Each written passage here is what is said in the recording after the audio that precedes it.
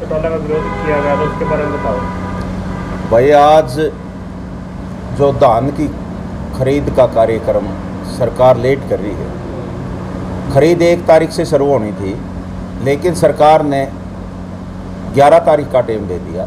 तो इसके विरोध में संयुक्त किसान मोर्चा का आह्वान है कि सभी जगह घेराव किया जाए। जो भी बीजेपी के या जेजेपी का एमएलए है, उसी कड़ी को लेकर हमने आज यहाँ ऊंचाना के अंदर दुष्यंत चौटाला के ऑफिस का घेराव किया और जो मांगे थी किसानों की, उसका ज्ञापन सौंपने का कार्य किया गया, जिसमें हमारी मांग थी कि धान की खरीद जल्दी शुरू की जाए।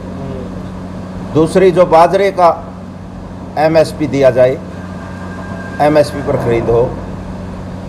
और तीसरी मांग थी हमारी कि जो स्पेशल गिरदावरी के सरकार ने आदेश किए हैं, वो गिरदावरी जल्दी से जल्दी करवाकर 50,000 रुपये पर एकड़ किसानों को देने का सरकार काम करे। तीनों मांगों को लेकर हमने आज मुख्यमंत्री के नाम ज्ञापन सौंपा है। तो किसानों की मांग है कि जल्दी से जल्दी इन तीनों मांगों को पूरी करने का काम करें, वरना हमारा धरना इसी प्रकार से जारी रहेगा, ये चलता रहेगा। और हमने स्पष्ट शब्दों में चेतावनी दी है, अगर सोमवार से धान की खरीद शुरू नहीं हुई, एमएसपी की बाजरे पर फसल की खरीद नहीं हुई और स्पेशल गिरदावरी शुरू नहीं हुई, तो मंडी के गेटों पर ताले लगा देंगे और वहाँ मंडी में जाके धरने पर बैठने का कार्य करेंगे। सोमवार से वहाँ धरना स्टार्ट कर रहे हो आप? सोमवार से। आज सिर्फ हमारा ये एक ज्ञापन देने का कार्यक्रम था, तो सोमवार से हमारा ऊंचाना कपास मंडी के अंदर धरना शुरू हो जाएगा और मंडी के गेटों पर ताले लग जाएंगे। और प्रधान जी, जैसे केंद्र सरकार ने एक लेटर जारी किया है, पहले 1 तारीख बोल रहे थे धान की खरीद स्टार्ट होगी, उसके बाद 11 तारीख है। क्या आप मानते हो किसान आंदोलन की वजह से किसानों को परेशान किया जा रहा है? ये सिर्फ अंधी गूंगी बहरी सरकार है। ये सिर्फ ये देखती है कि किसान किस तरह से तंग हो और किस तरह से ये किसानों का आंदोलन टूटे। सरकार की मंशा गलत है। सरकार आंदोलन को तोड़ने के लिए एक ये नया, पहले भी हथकंडे अपनाए हैं सरकार ने बहुत तरह के, कभी मऊवादी बताया, कभी खालिस्तानी, कभी आपस में लड़ाने का, कभी जाति पाति का। अब एक ये नया हथकंडा शुरू कराया सरकार ने, मैं कहूँगा, इस किसान आंदोलन को तोड़ने के लिए, कि किसानों को इस तरह से तंग किया जाए कि जो खरीद 25 तारीख से शुरू होनी थी, पहले 1 तारीख दी और 1 तारीख के बाद इन्होंने 11 तारीख दे दी। इनका मकसद है कि दिल्ली से ध्यान हटकर किसानों का ध्यान अपनी फसल पे मंडियों की तरफ आ जाए।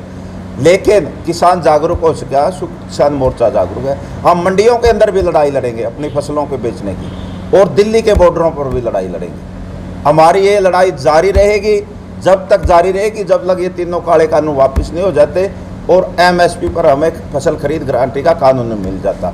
और मंडी के अंदर हमारे धरने जब तक जारी रहेंगे जब तक धान की खरीद शुरू नहीं हो जाती और बाजरे पर एमएसपी की खरीद नहीं हो जाती।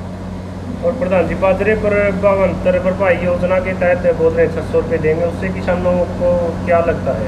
ये सिर्फ घोषणा है सरकार का। सरकार धीरे धीरे इस एमएसपी को ख़त्म करना चाहती है। ना सरकार ने कुछ देना, ना सरकार ने कुछ लेना।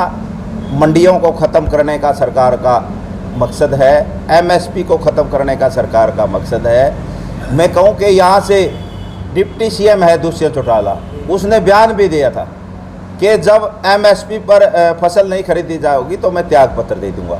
मैं अब दुष्यंत चौटाला के लिए कहना चाहूँगा कि उसको डूब मरना चाहिए, क्योंकि त्याग पत्र की बात तो पुरानी होगी। अब त्याग पत्र की तो हम मांग नहीं करते, लेकिन अब मांग कर रहे हैं कि दुष्यंत चौटाला को डूब मरना चाहिए बिना पानी। अपने कही हुई बातों से मुकरता है कि अब सरकार ने प्रेस के माध्यम से, अखबार के माध्यम से, मीडिया के माध्यम से कह तो दिया भाई हम बाजरे का एमएसपी नहीं देगा, तो अब किस चीज़ का इंतजार करता है दुष्यंत चौटाला? अगर दुष्यंत चौटाला जबान का धनी है, देवीलाल की नीतियों में विश्वास रखता है, मैं कहूँगा त्याग पत्र नहीं मांगते हम दुष्यंत, अब मैं उसको डूब मरने की बात कहेंगे।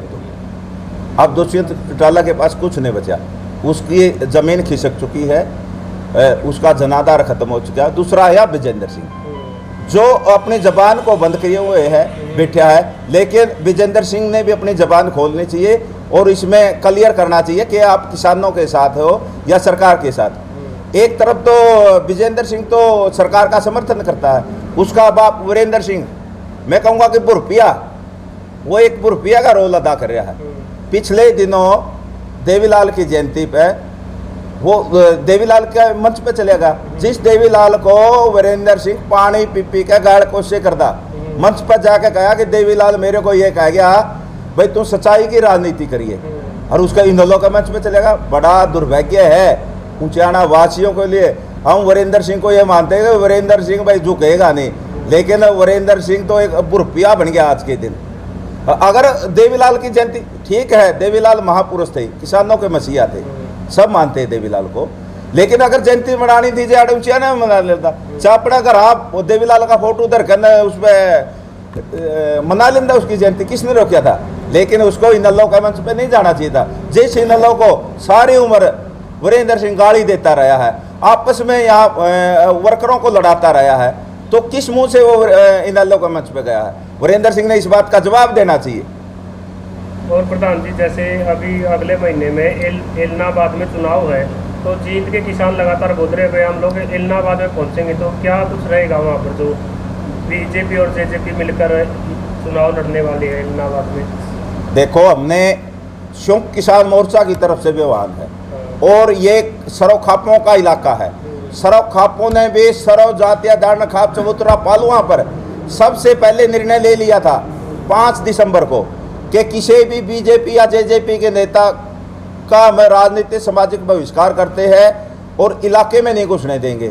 हमने जेजेपी और बीजेपी का बहिष्कार किया हुआ है, और अब संयुक्त किसान मोर्चा का भी एक आह्वान आ गया था कि जेजेपी और बीजेपी का कोई भी कैंडिडेट हो और कोई भी इलेक्शन हो, चाहे वो पंचायत का इलेक्शन हो, चाहे वो विधानसभा का या लोकसभा का इलेक्शन हो, हम उनकी खिलाफत करेंगे।